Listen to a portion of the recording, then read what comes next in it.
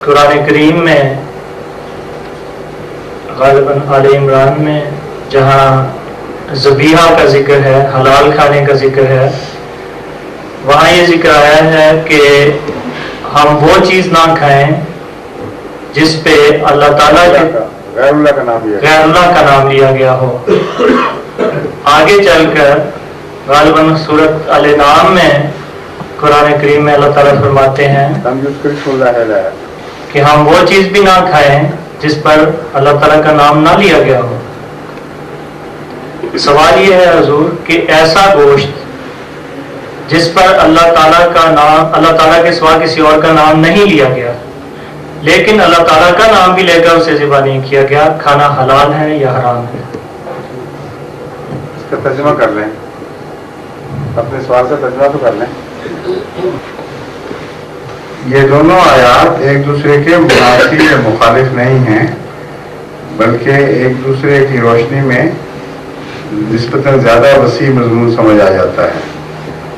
پہلی آیت جس کی طرف آپ نے اشارہ کیا ہے، اس سے مطلب پتہ چلتا ہے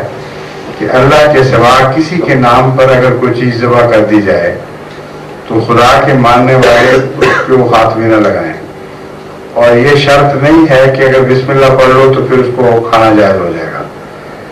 کلیتاً حرام ہے وہ ایسی چیزیں جیسے مردار حرام ہو جاتا ہے بسم اللہ پڑھ کے، وہ حلال نہیں ہو سکتا،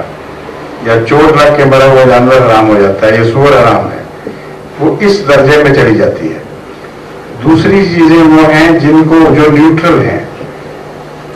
مثلا گوشت کو کاٹا گیا ہے انسان کے استعمال کے لیے، خون بہایا گیا، مردار کی شرط نہیں ہے، لیکن مارنے والے نے اللہ کا نام نہیں لیا، یہ ہے لم یذکر اسم اللہ علیہا، یہ اس قسم میں آ جاتی ہے۔